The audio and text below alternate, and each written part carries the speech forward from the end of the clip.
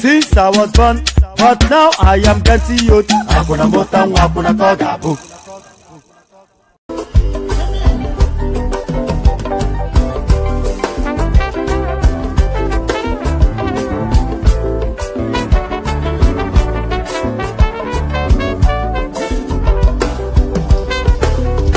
I don't suffer, no be small.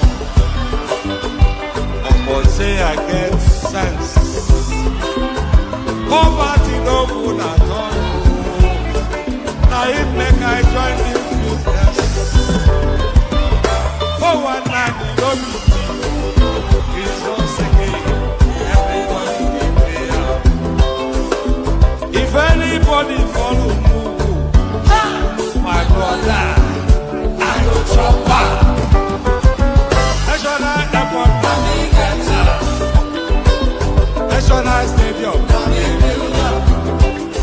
President, my sister, brother, I be the master. Oh, man, I go chop your dollar. I go take your money, disappear. For one time in the Betty, I be the master. The refinery, the contract, now you wife. But you won't pay me some more money, they can't bring ya. You be the move, I be the master.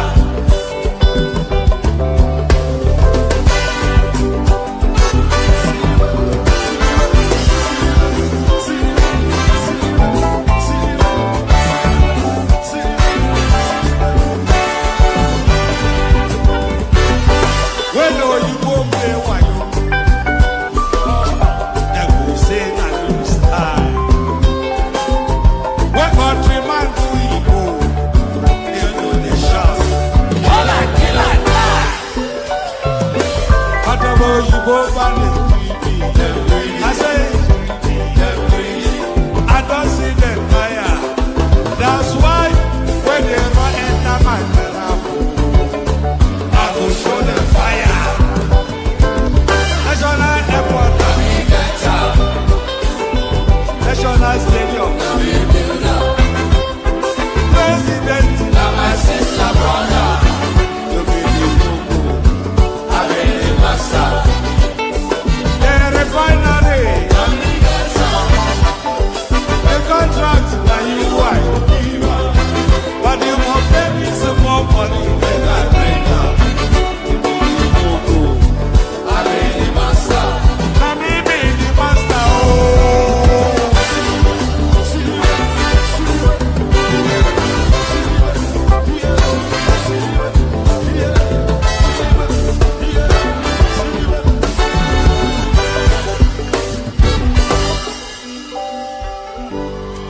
I hear you.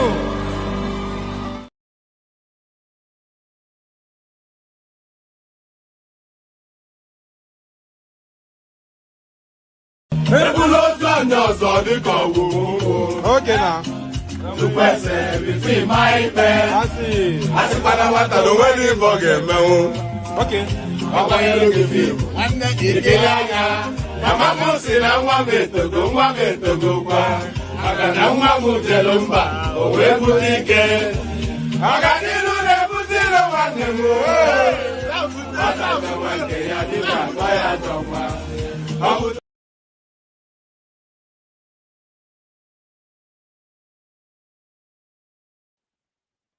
And there it is right there. So there it is right there. Whatever they just said there, the Igbotic Orchestra from Equolobia. The Igbotic Orchestra from Equolobia. Good day to you, good to be in your company of that. Good day to you, good to be in your company. And how are you? How are you? Hope you're having a gloriously wonderful day so far. Depending, of course, where you are in the day. I'm in the dead of night where I am. Is fast forwarding to 2 a.m. Can you believe that? Just pardon me. It's fast forwarding to 2 a.m., but nevertheless, no rest for the wicked. The protocol remains the same. Click on the like button just as soon as I invite you to do so. Please do so. Click on the like button. If you are not already subscribed, then please correct that by subscribing. So like and subscribe. Let's push numbers up. Like and subscribe. If you want to come and join me on the screen, come via the hyperlink that says StreamYard. I'll send it now so that it's the first line item in the comment section on whichever platform you're watching us from. So click on the hyperlink that says StreamYard to come and join us on the screen. If you feel that way inclined, like, share. Make sure you're sharing, by the way. Copy the links and put it in your social media spaces. So copy the links, put it in your WhatsApp groups, your Facebook groups, and all of those groups. Just copy and share so that everybody can see the funk that is going on here. That funky behavior coming out of you are laughing. So let them come and watch in wonderment as you watch mouth agape. Like, share, subscribe. Come join me via the come join me on the screen via the hyperlink that says StreamYard. Do that. Share the links just as widely as you can. Super chat towards the stream. Very, very important that you do that. The dollar sign at the bottom of the screen is not there for decoration, it's there for a purpose. So avail yourself and make use of it, as Olatubosun just did right there, welcoming the stream in with a handsome little super chat right there. So match or exceed Bosun right there with what he has started. And more importantly, say hello in the comment section so I can acknowledge your presence and say hello back. So say hello. I have no friends, so be my friend for just however long I'm here. So be my friend for just however long I'm here. And being my friend is Agbado Tinubu, of course, who says hello, one man. So good to see you, Agbado, right there. And as we already saw, Bosun says his own hello in a more elegant fashion. That's Bosun right there. That is Madua Buru Okechu. My God Almighty me. Maduabu Buro Chuku Uche. So that's Chooks right there. Let's just call him Chooks. So that's Chooks saying good morning. Good morning to you, Chooks. That's Michael Babs right there. Good to see you, Michael. And Sheson giving the best advice as he comes in to say hello. He says like and share as you come in. So thank you, Sheson, right there. That is Georgian, otherwise known as Niger Man. So there he is right there, our man from the creeks, representing the sapele water flavor. There he is right there. That is Ejiofor Chris right there. Good to see you, Christopher. It says how market. So keep saying hello as you are coming in. So I can. It's always good to start it off with pleasantries. We'll get soon enough to the heavy hitting of the ghost bars fairly quickly. But at least let's start it off with niceties. So all that, like, share, subscribe. Click on the hyperlink that says StreamYard. Super chat to us to stream. Say hello in the comment section. So a whole raft of all manners of things going on in Nigeria. So let's just fast track into it. There's so much to go through. So I'll be just going at speed. I'll read some of it. I'll give you headline with others. I'll play you a few clips. If anybody turns up, we have a conversation. The usual format. The usual format. So we started off with the big headline story. Tinubu declares security emergency across Nigeria. Orders army, police to recruit more personnel. So we are getting to the stage now. But even can the recruitment match the urgency of the situation? That is the thing. They are recruiting some. They are recruiting personnel for something that is immediate and right now. Is it not? Did he not promise us to quadruple the security numbers as part of his campaign promises? We've not seen anything where anything near any sort of recruitment going on within the security apparatus, and people. Nigerians don't even want to join those security services because they're being ravaged and savaged, and the people within there, within the security forces, they are telling us just how badly treated they are. So there's no incentive to even join the security services. Tinubu declares security emergency across Nigeria, orders army, police to recruit more personnel. So we read this one in full. President Bola Tinubu has declared a security emergency across Nigeria as the country continues to witness attacks by gunmen in various areas. The Nigerian leader also asked the police and army to commence massive recruitment of more personnel. He also pledged to support states that have set up their own security network, whilst urging the National Assembly to amend the country's law to allow state policing. So a lot of dragging of feet on that state policing, no dragging of the feet no more, because every other state actually has somewhat of a structure that they've already prepared for that state policing, and even sub-regionally they already have structures in preparation for the legislation for state policing. So the only thing actually hoping, not hoping, but holding, the only thing actually holding that particular security angle in abeyance is the National Assembly, is the law that backs it, and they are dragging their feet. Drag your feet no more. President Tinubu declares a security emergency across Nigeria as the country continues to witness attacks by gunmen in various areas. The Nigerian leader also asked the police and the army to commence on massive recruitment of more personnel. He also pledged to support states that have set up their own security network, whilst urging the National Assembly to amend the country's laws to allow for state policing. Mr. Tinubu said this in a statement he signed, which was shared by his spokesperson, Bayo Ononuga, on social media. Our correspondents report that there have been increased cases of killings and kidnappings in many parts of Nigeria in the last month. While some of the kidnapped victims have been freed, such as the students in Kebbi and worshippers in Kwara, many others have not, including over 200 students in Niger. Our correspondents will provide updates on the president's statement in subsequent reports. So this is the full report of the statement. It says, today, in view of the emerging security situation, I have decided to declare a nationwide security emergency and order additional recruitment into the armed forces. By this declaration, the police and army are authorized to recruit more personnel. So, do they need authorization to recruit more personnel? And have they not been doing that anyway?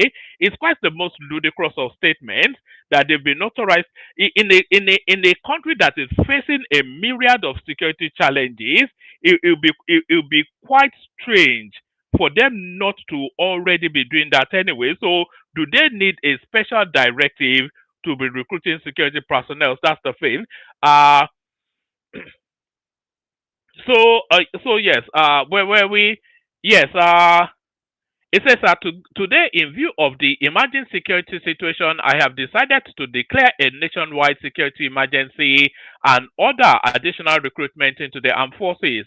By this declaration, the police and the army are authorized to recruit more personnel. The police will recruit an additional 20,000 officers, bringing the total to 50,000. That's not the total of 50 policemen we have in Nigeria. I think that's a batch of recruitment rather than the totality of all the police we have in Nigeria. By this declaration, the police and the army are authorized to recruit more personnel. The police will recruit an additional 20,000 officers, bringing the total to 50,000. Although I had previously approved the nationwide upgrade of police training facilities, the police authority are, by this statement, authorized to use various National Youth Service Corps camps as training depots. The officers being withdrawn from VIP guard duties should undergo crash training to debrief them and deliver more efficient police services when deployed to security challenged areas of the country. The DSS also has my authority to immediately deploy all the forest guards already trained to flush out the terrorists and bandits lurking in our forest. So that forest guard initiative actually came in. Was it about 4 months ago? And we were all speculating as to what's holding it back. So it's of course there has to be some sort of training, and it looks as though the DSS are. Carrying that out. So that explains that. The DSS is also by my authority. The DSS also has my authority to immediately deploy all the forest guards already trained to flush out the terrorists and bandits lurking in our forest. The agency also has my directive to recruit more men to man the forest. There will be no more hiding places for agents of evil. My fellow Nigerians, this is a national emergency, and we're responding by deploying more boots on the ground, especially in security challenged areas. The time requires all hands on deck. As Nigerians, we should all get involved in securing our nation. Let me take this moment to commend our security agencies for working together to secure the release of 25 schoolgirls in Kebbi and the 38 worshippers in Kwara. We also continue to sustain the effort to rescue the remaining students of Catholic school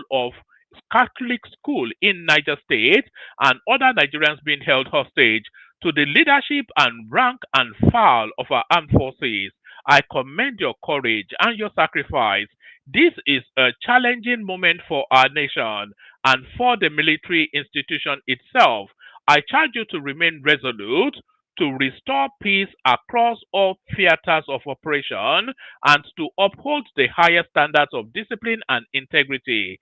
There must be no compromise, no collusion, and no negligence. So those are quite pointed words. So because as we all know, the totality of the military structure, of the security structures, even not just military, the totality of the security structures of Nigeria has been completely infiltrated by the Boko Haram bandit elements. because during the 8 years of Buhari, they were continually seeding those people within the security structures. So those people are fully embedded within our security structures.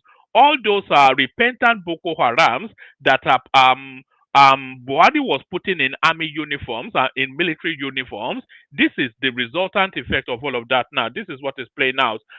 So that's why those words are pointed that there should be no collusion. But don't worry about that. That's already too late. Uh, there must be no compromise, no collusion, and no negligence. The Nigerian people are counting on you, and this administration will provide the support you need to succeed. In addition, our administration will support state governments which have set up security outfits to safeguard their people from the terrorist bent on disrupting our national peace. I call on the National Assembly to begin reviewing our laws to allow states that require state police to establish them.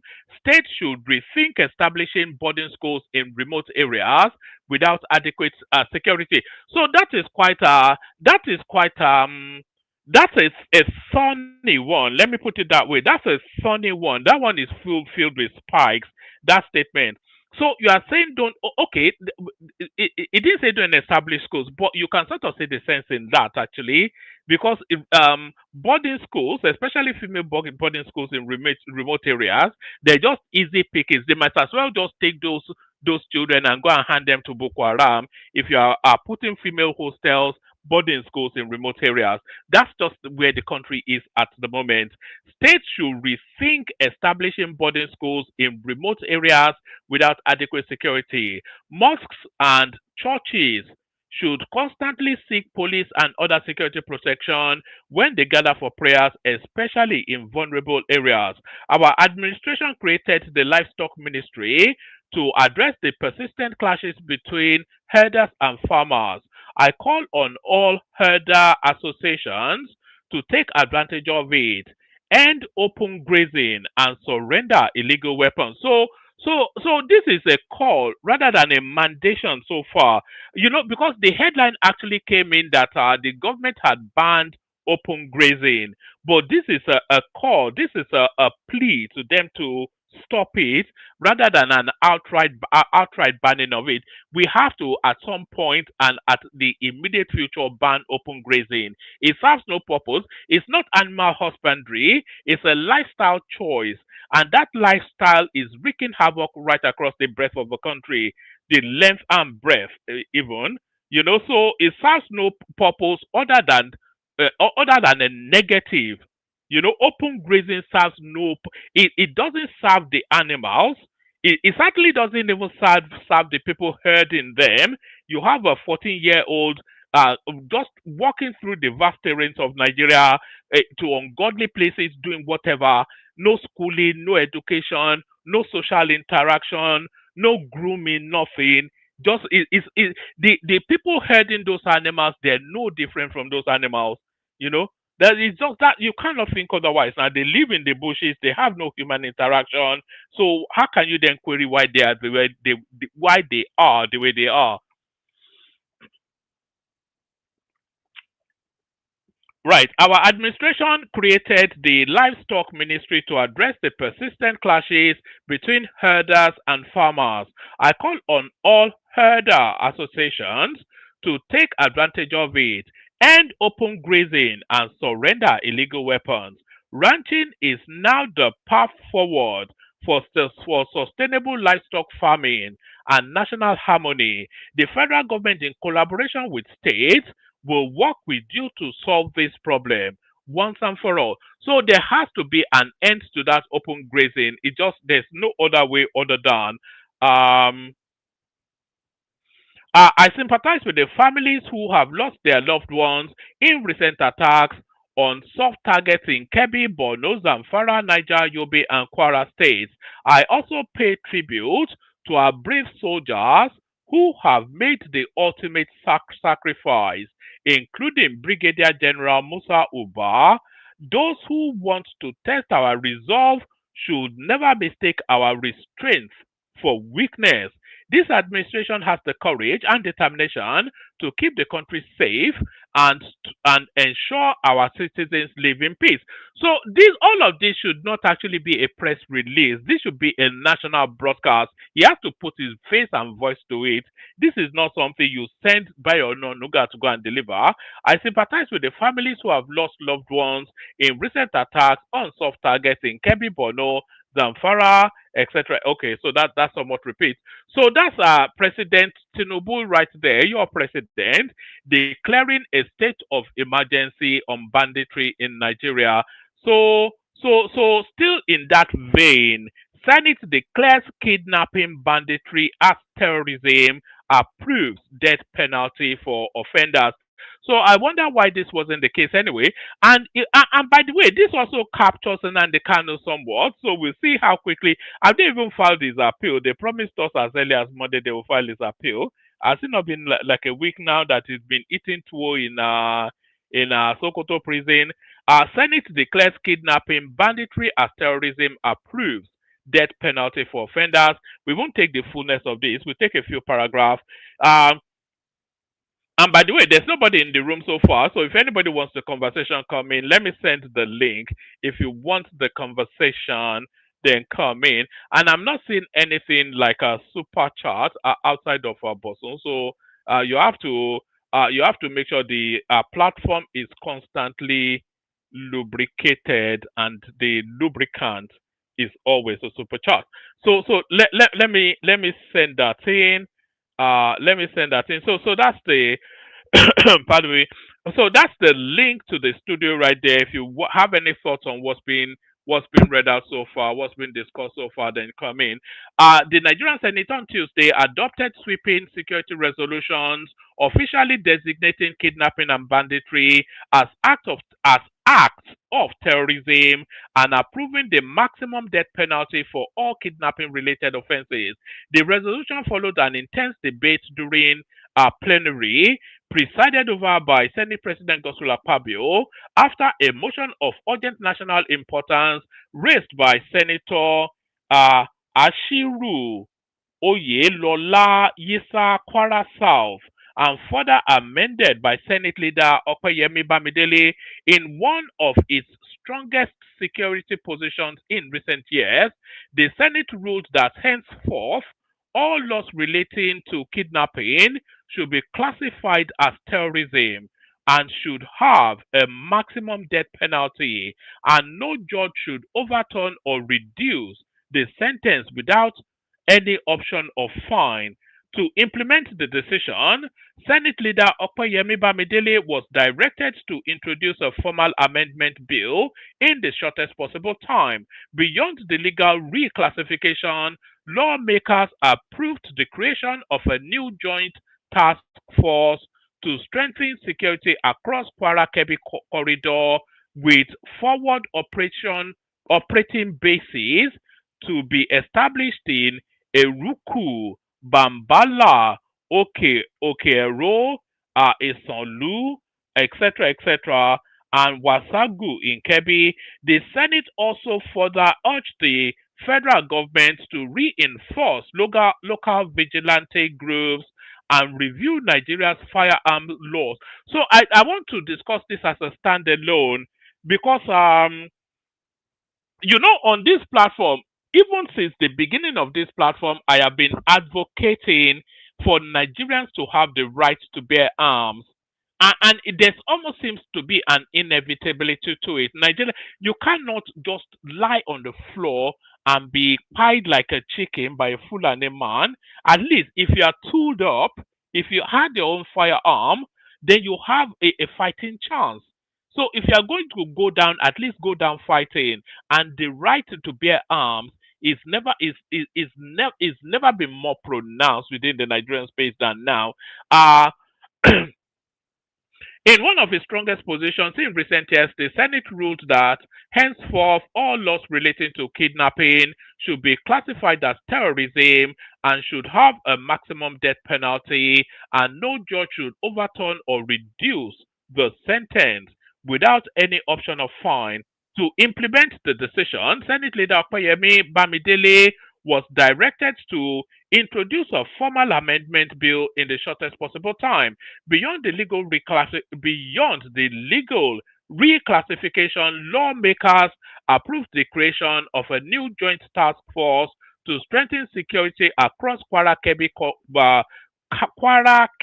corridor, etc., etc. The Senate further urged the federal government to reinforce local vigilante groups and review Nigeria's firearm laws to reflect practices in over 175 countries where responsible citizens are permitted to carry guns.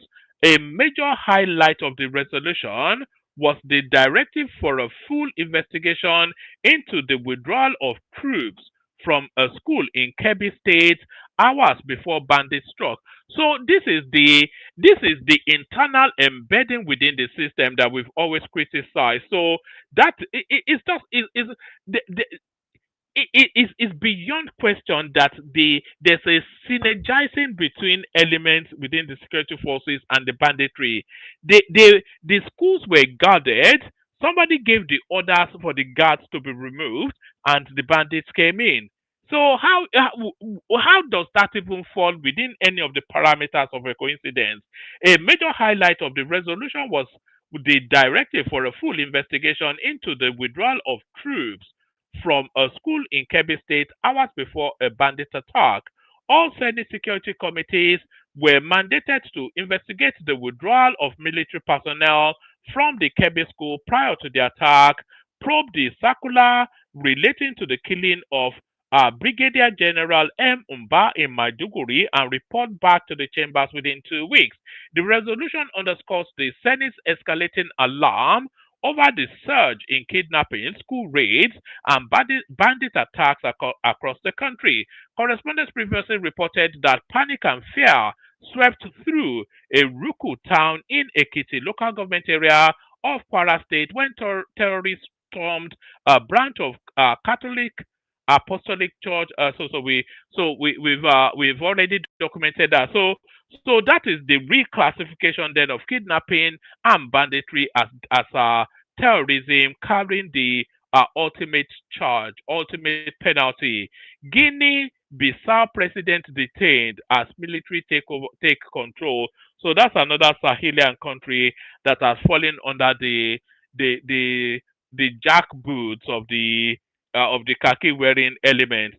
Insecurity, we need international support, but Barrow makes U turn after rejecting Donald Trump's invasion threat.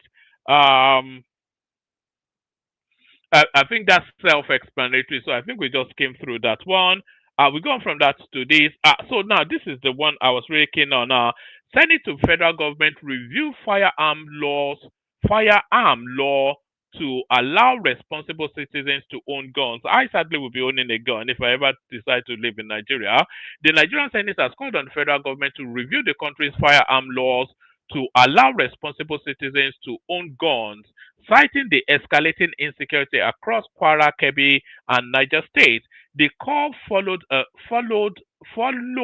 motion titled "Urgent Needs to Address Escalating Insecurity in Kwara, Kebbi, and Niger State," which highlighted recent attacks on schools, worship centers, and rural communities. The motion, sponsored by Deputy Senate Leader Senator Lola something or the other, senators urged immediate federal action to curb the rising wave of banditry, kidnapping, and violent crimes, warning that mass school abductions and persistent raids have forced closures of schools, including all 42 unity schools nationwide, disrupting the education of thousands of children.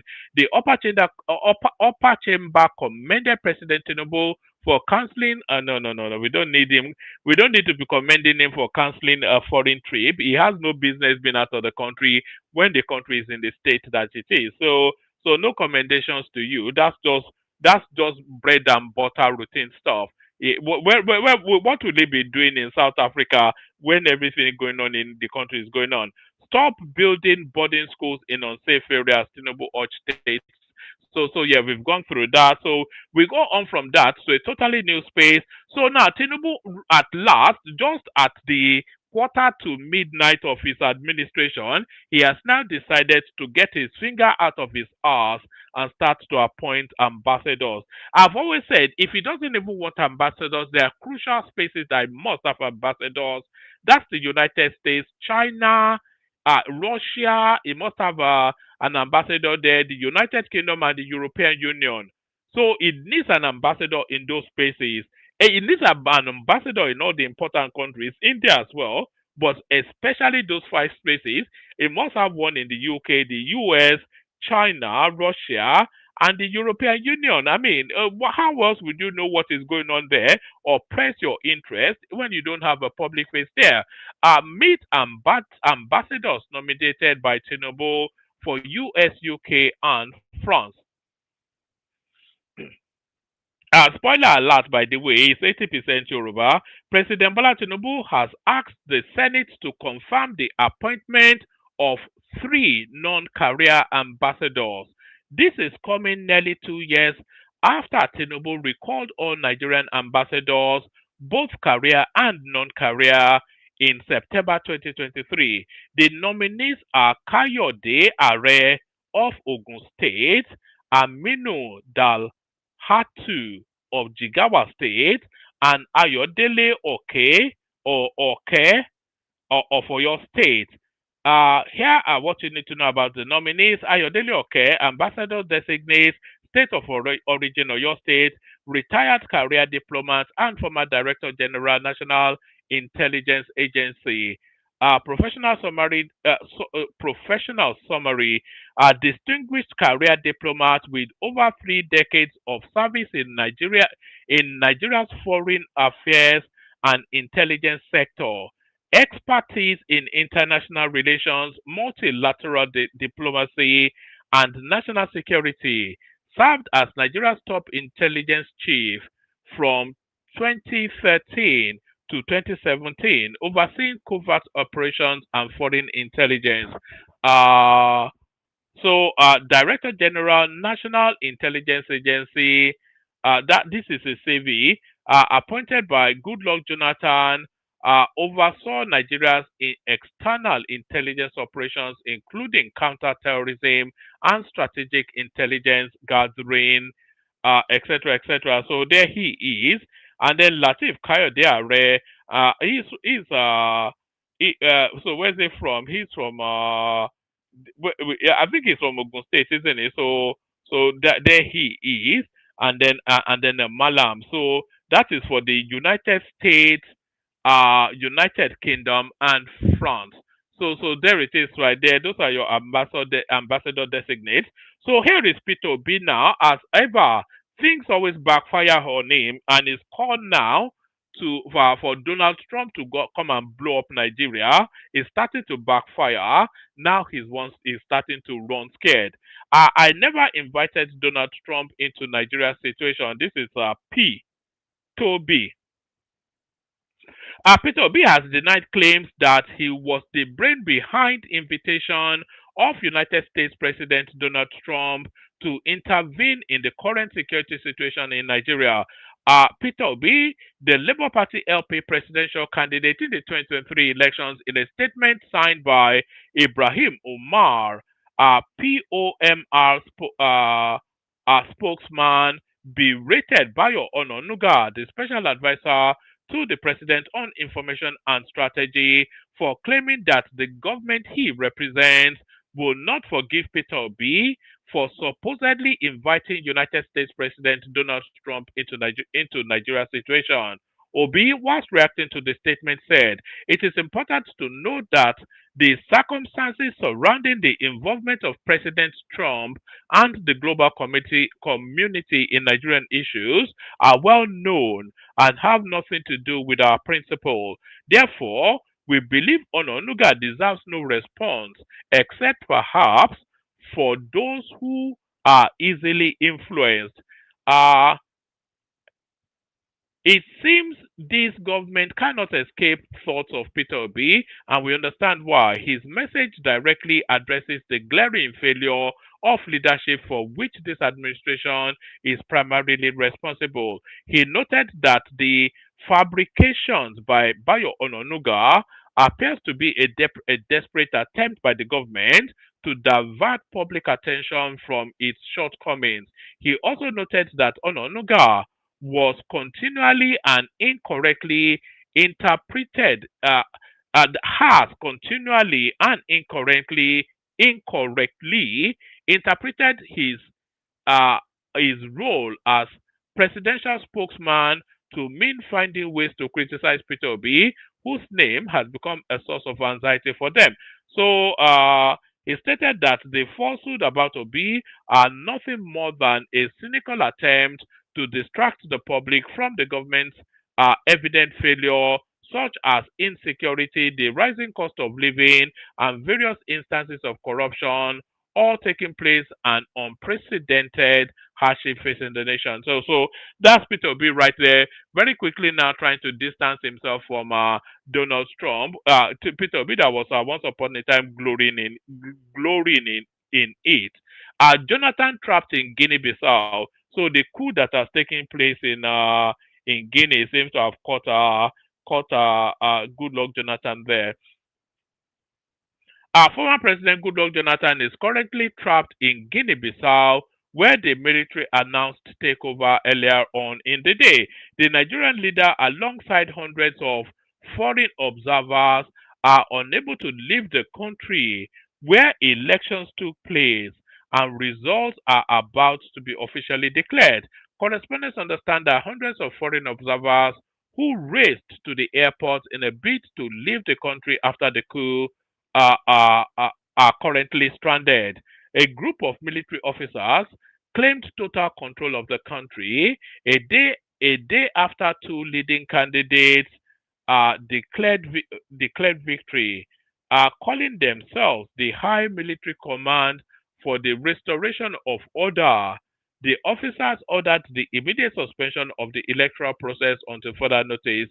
They also ordered the closure of all land, air, and sea borders and an overnight curfew. I have been deposed. Uh, Bello told French broadcast in a telephone call, adding that he was currently in the general staff headquarters. The head of the main opposition has also been arrested.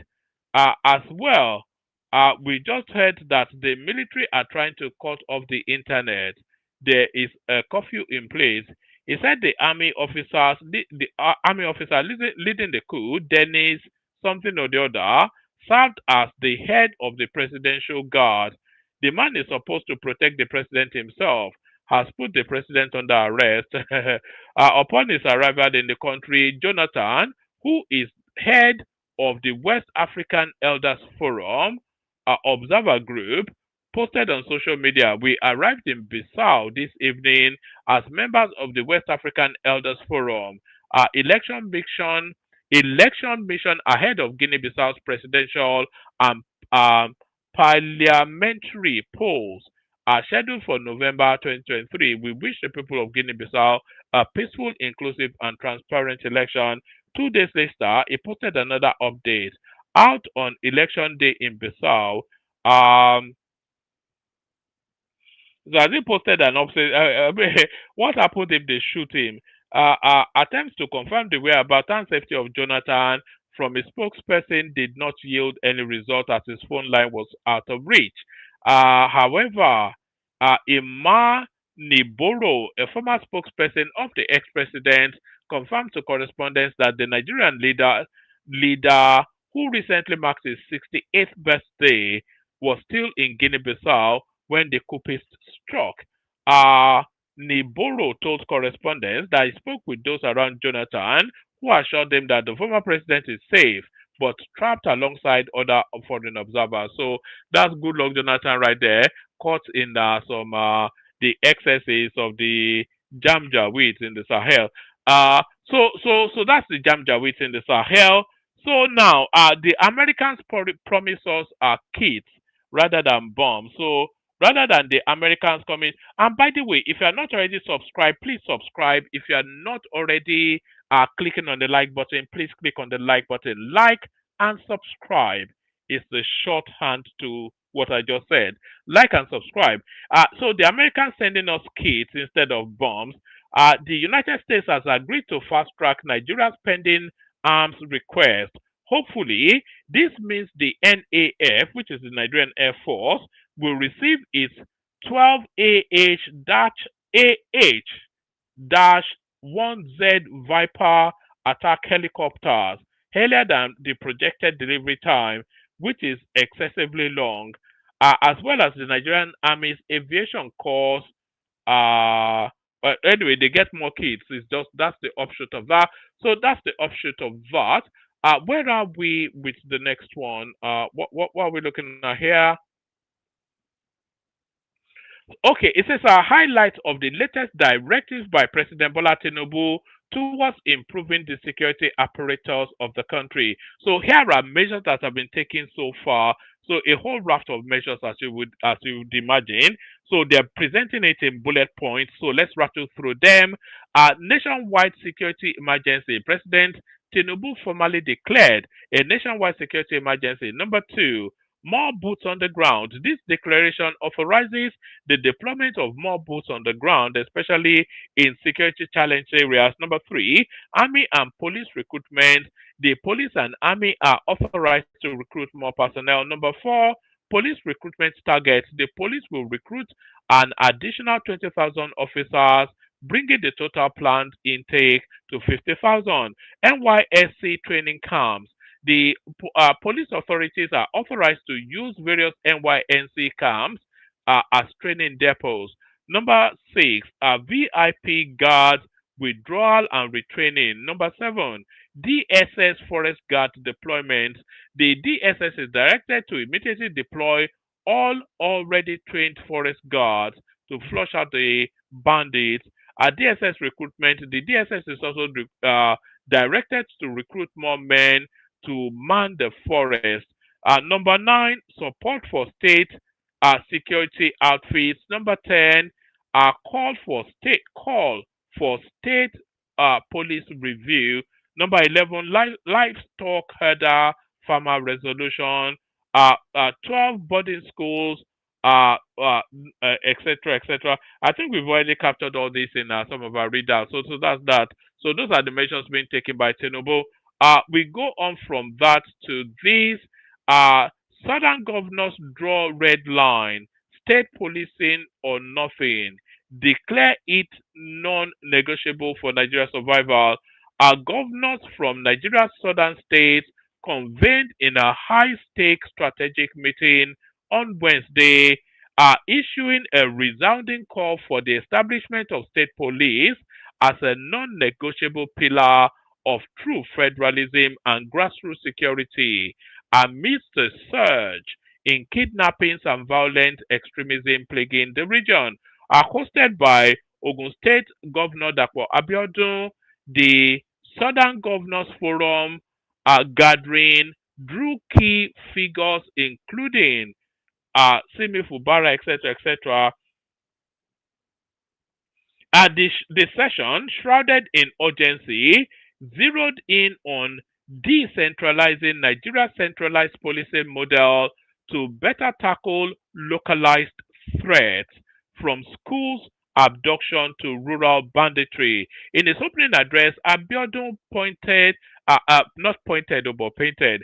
In his opening address, Abiodun painted a stark picture of the nation's security landscape, warning that recent mass abductions in schools, religious centers, and rural communities across the country have shown that no region is immune to organized criminality or violent extremism. He lauded President Tinubu's exceptional leadership in orchestrating swift rescue of kidnapped students, but stressed the need for deeper reforms, declaring the creation of state police remains a non-negotiable component of our collective demand for true federalism and effective grassroots security. So that's that. So that's that. It goes on and on a bit more, but I think we get the gist of it. So now I want to play you this video now. So this video now, there's hold on. Uh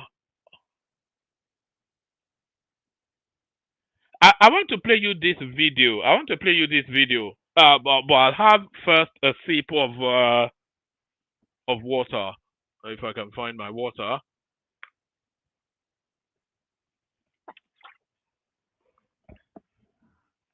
You know, now there's been a lot of controversy and debate around one, the arrest of Nnamdi Kanu and subsequently the conviction of Nnamdi Kanu. And very often when you hear those, and by the way, can people make sure that they are liking? I'm not seeing the like numbers go up. Please click on the like button, and if you are not already subscribed, please subscribe. So a lot of controversies around the Nnamdi Kanu narrative, is arrest and his subsequent conviction, and people were saying he was convicted just for expressing the wish of his people. So that's why let's let's have a look at this video and dissect it against that sort of backdrop. So this is the arrest of a guy called Adeyinka grandson. So this arrest did not take place in Nigeria. This arrest took place in the United Kingdom. And the reasons why he's been arrested is not too dissimilar to Nnamdi Kanu. So let's pick it up from the beginning. And by the way, the audio is very vague, so you have to I'll push it up as high as I can, but the audio is very grainy. I think this happened. This will be about 7, 8 years ago now, but the audio is not the best quality, but you can still hear it if you pay attention. So this is the arrest of Adeyinka grandson allegedly for terrorism, etc. So let's pick it up from here. So this is when the police in the United Kingdom got into his building to notify him of his arrest.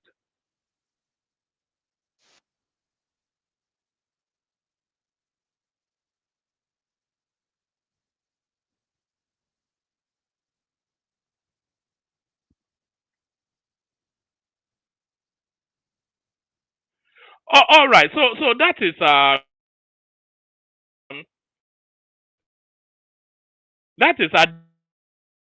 Adeyinka grandson right there, and those are the arresting security. Those are the authorities arresting him, and they are telling him charges. So Adeyinka grandson.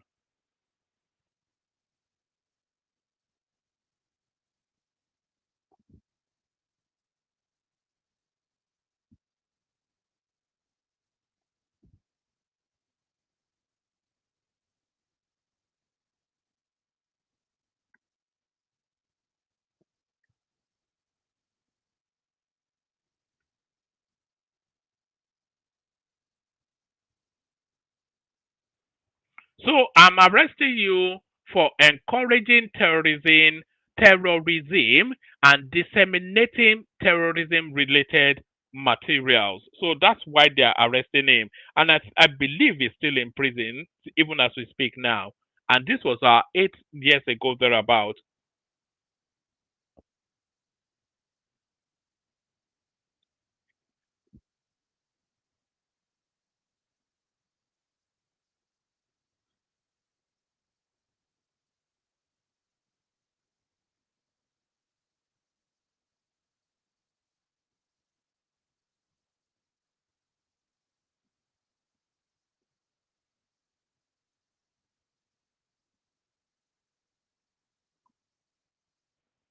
So stirring up racial hatred.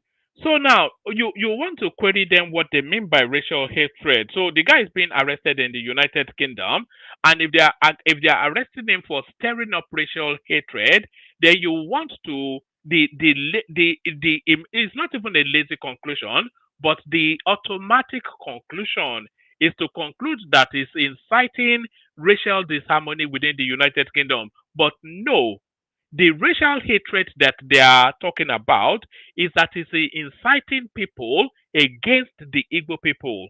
That's the racial hatred. Do you see? So they are making that distinction as the Igbos as a separate and a distinct race of people, and Adeyinka grandson a separate and a distinct race of person, who is then inciting racial hatred towards the Igbos, and that's the reason why he's been arrested.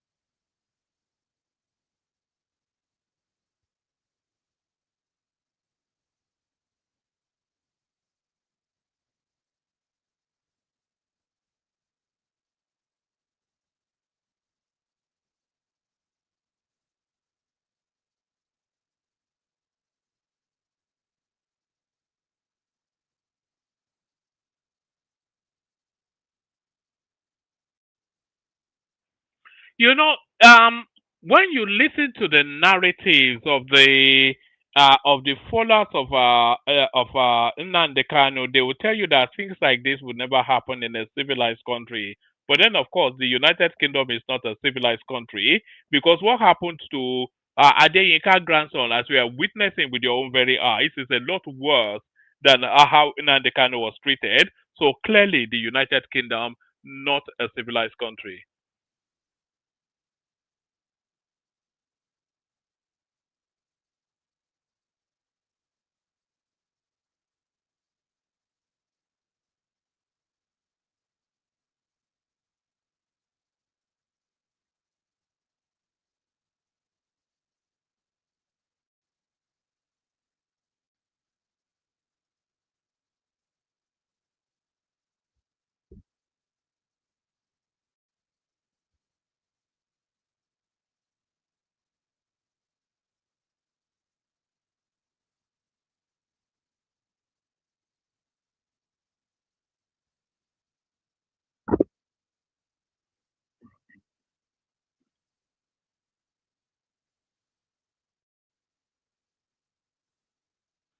So there it is right there. That's the arrest of Adeyinka grandson. Still in I think he was actually released and then rearrested again, still in prison even as we speak. So now with all that is going on in Nigeria, everybody advocates then that that country should be balkanized. So they said that country should be split. But if you split Nigeria, how will that split take place? So here is a proposition of just that splitting of Nigeria. I think this is actually coming out of the north. You see the convenient splitting. So at the topmost there, you have the Arewa nation. And then in this middle bit here, you have a place called Nigeria. And then this little sliver here gives us Odua Republic. And then this curious one right here, I think this may well be coming out of the IPOB space actually, because this Biafra now, it gives them that access to the sea, which they've always lusted after. So let's see how this guy explains it.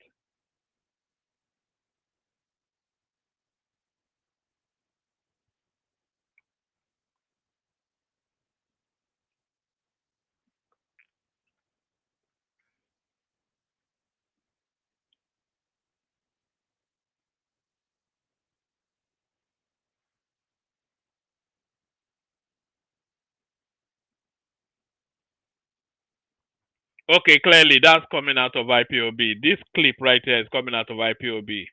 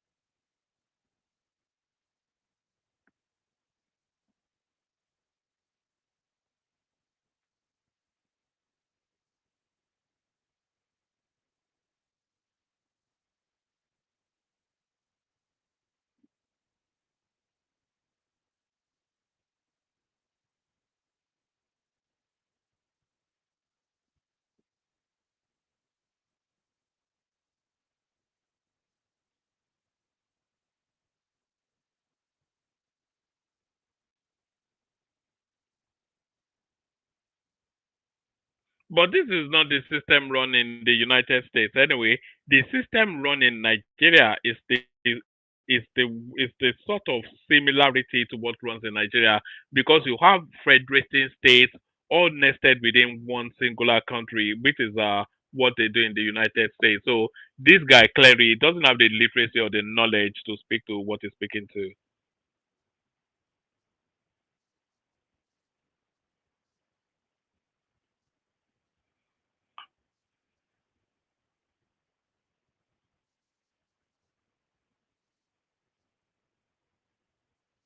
The Middle East. Can you imagine that? Should we even bother with this guy? He's clearly some semi-illiterate.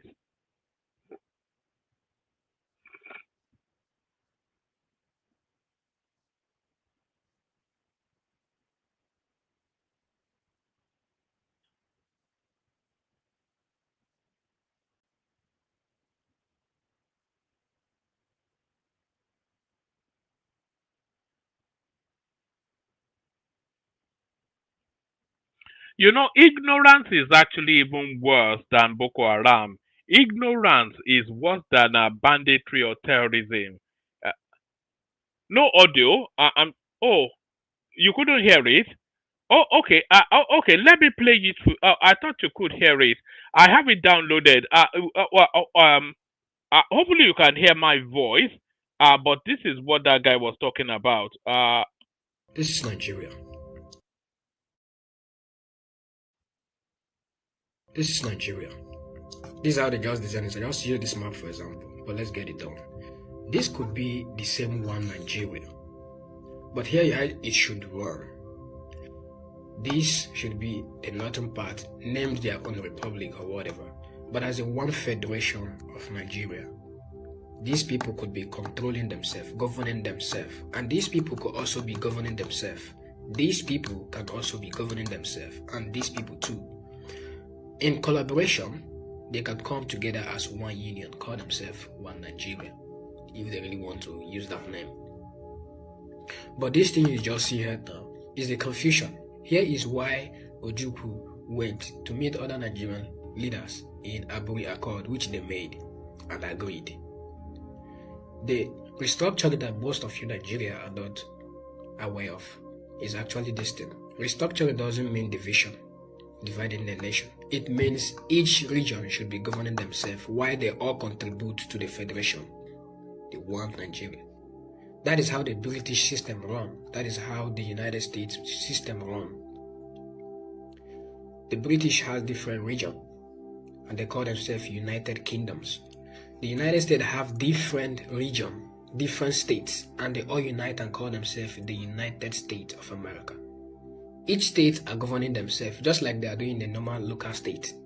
That is why they said the Igbo should they be on their own, the Yoruba should govern themselves. The Arewa people, the Northern should govern themselves under one federation, as well as the Middle East. When it comes in development contribution, they both have to come together. So what I just showed you now is what Nigeria need to understand. That is the restructuring they're talking about. The restructuring that was discussed in Aburi Accord in Ghana in the early 1960s. That was the agreement. Oh, all right. So, like I said, that was just some semi-illiterate from Ugeli or Abakaliki or somewhere. So now, a response from their overlord to all of this nonsense going on. I think it's time for us to hear from their actual original overlord, and this is what he has to say. That in my absence, certain people have created a vested interest in a sort of situation which I would personally consider unhealthy for our people. There is a sort of siege mentality which our people have acquired as a result of the end of the war. I believe this much, please.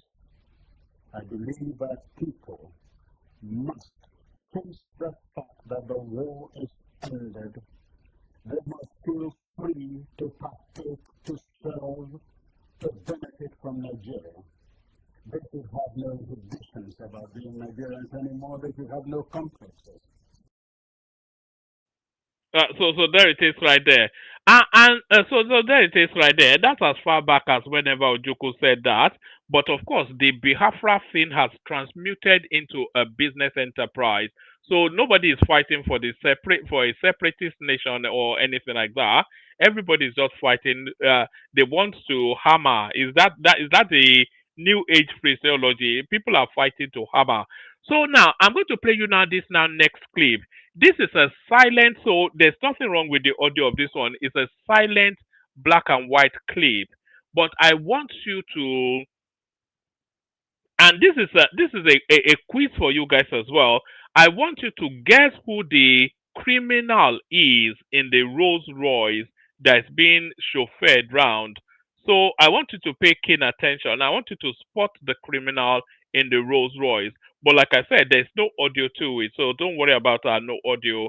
It's simply a black and white. So tell me in the comment section if you can identify the criminal in this. It's just a 10, 15-second clip, so you have to be eagle-eyed about it. But who is the criminal in the Rolls Royce in this black and white clip?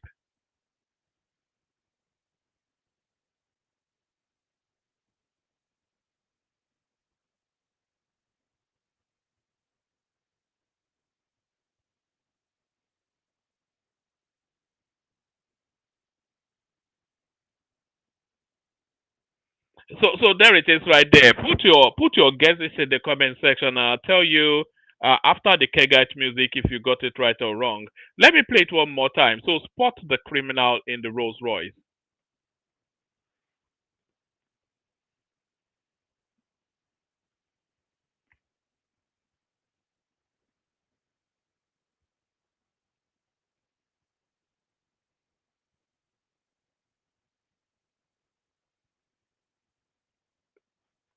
So there it is right there. Answers on a postcard via the comment section.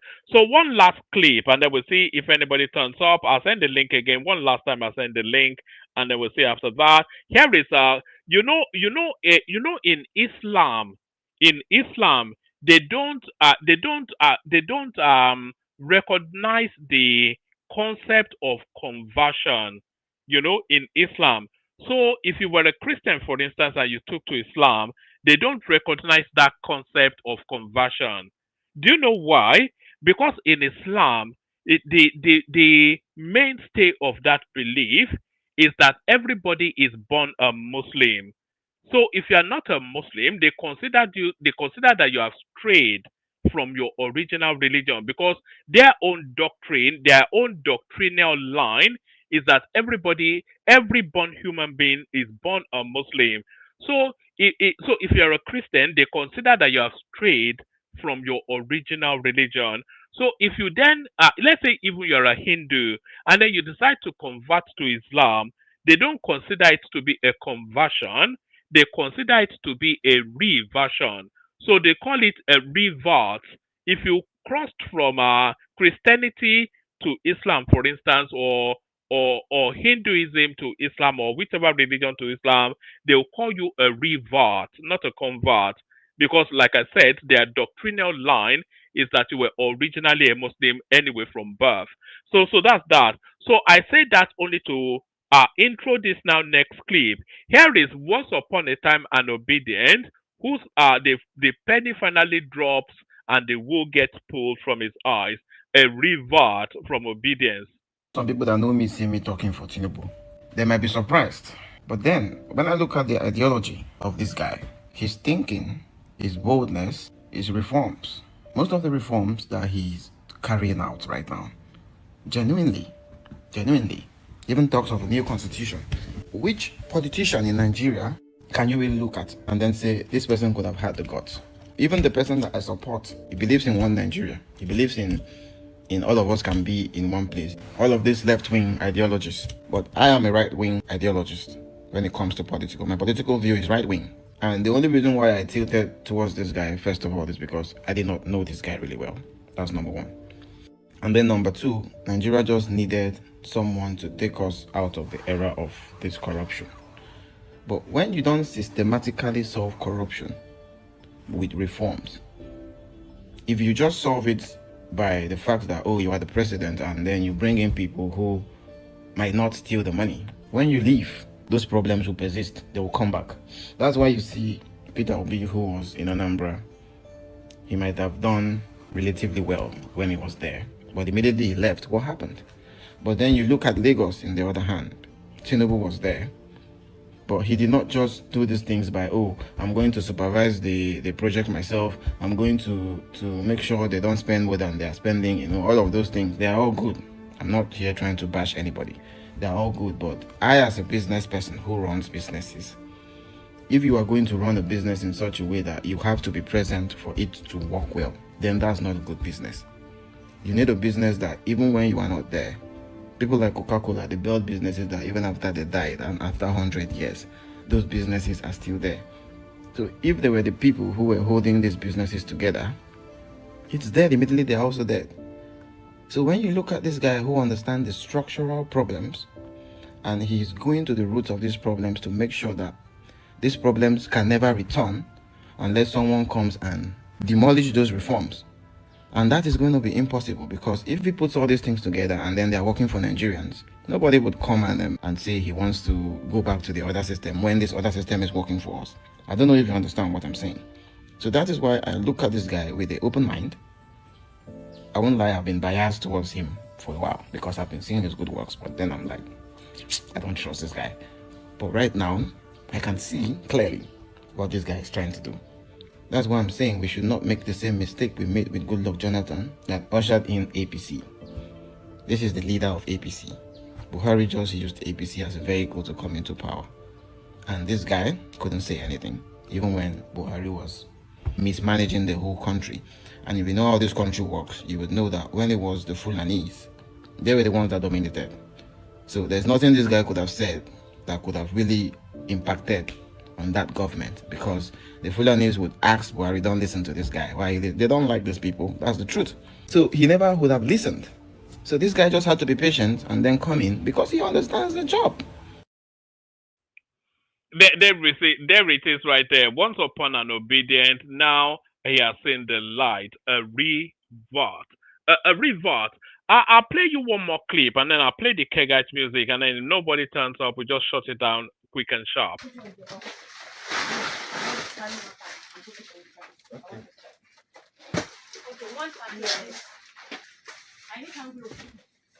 Where is the main cup of this one?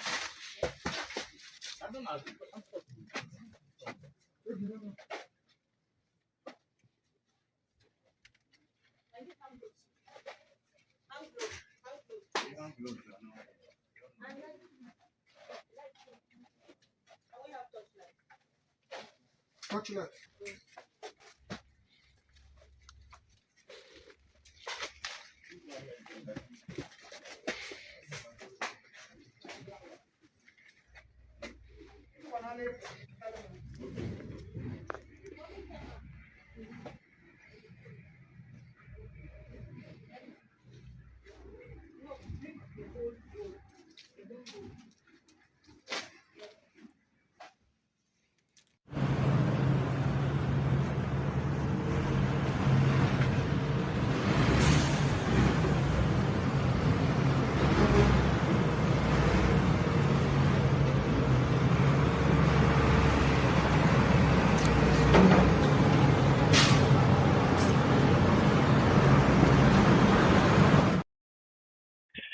So that was the NDLEA busting yet another drug, fake medication, something.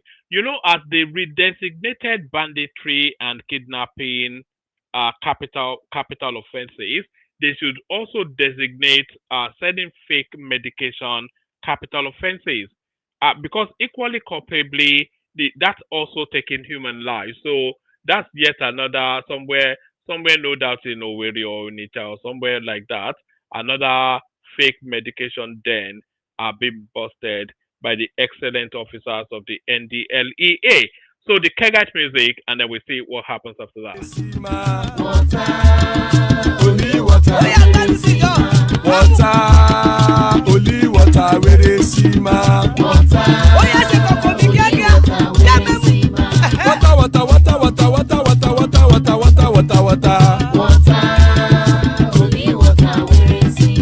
Hapa o naido. Hapa o naido. Hapa you don't come o.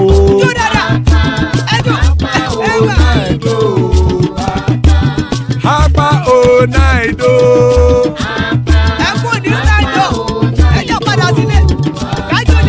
Oro kẹ̀kẹ́ ẹlẹ́mùrè o. Ilé sọ́díyà kẹ̀kẹ́ ẹlẹ́mùrè o. Bobby Master kẹ̀kẹ́ ẹlẹ́mùrè o. Chief Wailati kẹ̀kẹ́ ẹlẹ́mùrè o. Eruku lẹ̀lẹ̀ ẹlẹ́mùdé. Eruku lẹ̀lẹ̀ ẹgbẹ́ ẹlẹ́mùdóde ojàre o. Eruku lẹ̀lẹ̀ Ghana ti dé ẹgbẹ́ bọ́dì o. Ọmọ ẹlẹ́yẹ ẹyẹ o ó dilé o. Olúyẹ̀lá ẹyẹ o ó dilé o. Petrosoname ẹyẹ o ó dilé o.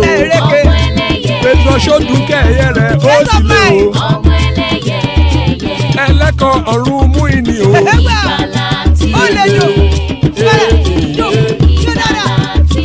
Àkùkọ ọ̀run mẹ́kọ.